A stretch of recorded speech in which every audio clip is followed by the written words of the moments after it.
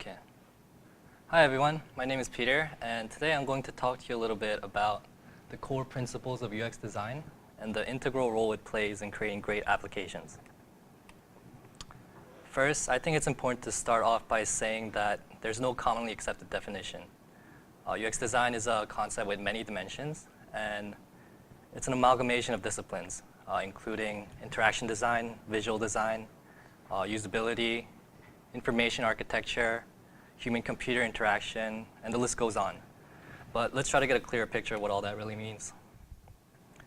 Until now, some of you may have thought that UX and UI were interchangeable, but it's not quite the case. They are closely related, but it's a little different. So what's the difference? You can think of UI as the look and feel, the presentation, the first impression of an application.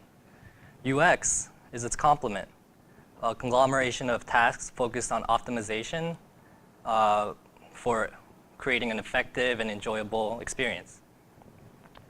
As you can see from the graphic above, the left bottle enhances the convenience and usability of ketchup lovers while maintaining the same classic UI. Now this is really important because in today's world where technology is so prevalent and are astronomical advancements in almost every imaginable aspect of our lives, we tend to naturally expect very high things from everything around us. As such, in accordance to that, we want to strive to create environments and applications where the experience is seamless and enjoyable. But before we go on any further, I want to introduce you to this guy, Don Norman. Basically, he's a really smart guy, and he is very highly regarded in the field of design. But I want to focus on mainly one concept that was coined after him due to his book, The Design of Everyday Things. And it's called Norman doors. The idea of Norman doors captures and illustrates very well the underlying principles of UX. A Norman door is a design where it tells you or signals you to do something that is exactly the opposite of what you're actually supposed to do and needs a sign to correct it. Whereas really good and well-made designs are so obvious that you probably never have to think about them, which isn't always the case. Why do doors need instruction manuals? Why not make it obvious and intuitive? And this is what he calls human-centered design. And it's divided into two major principles, discoverability and feedback. And this forms the basis of how designers and engineers work today. First, discoverability is when you look at something, a design, an object, a product, anything, I should be able to figure out what operations I can do and which direction I should take it. In order to achieve this, we want to maintain simplicity and constraints. To achieve simplicity, we want to provide clarity and understand what the user really wants. Let's see some examples. So the world's most popular search engine, Google, commands over almost 70% of the world's market share, and it directs the user's attention to one thing and one thing only, the search bar. It's void of any other noise or distractions that might take away attention from the user's main goal. And as you know, they've seen massive success by staying true to this minimalist and straightforward design. Yahoo, on the other hand,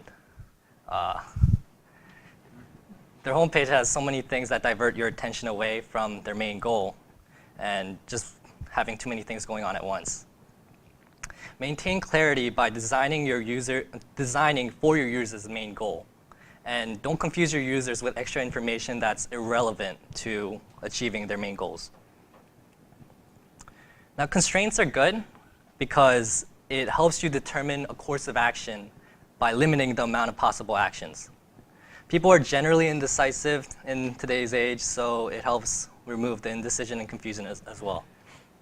The best UIs will guide users with clear steps to arrive at their desired destination. And this is called leaving a strong information scent. So when it comes to dating, it's probably a good thing to have a lot of options, but when it comes to this, too many options can make people sad. And here's an example of what might break mine and your heart. Yeah. Feedback. It's about providing information to the user about what has taken place and what your progress is to your goal. Even something simple as this loading bar lets users feel a little happy by knowing how close they are to their goal. And sometimes they're unavoidable, but they happen, they're errors. And when they do happen, error messages should be human, as in it should feel like you're talking to a person and not a robot. It should be helpful. It should provide some next steps that you can take.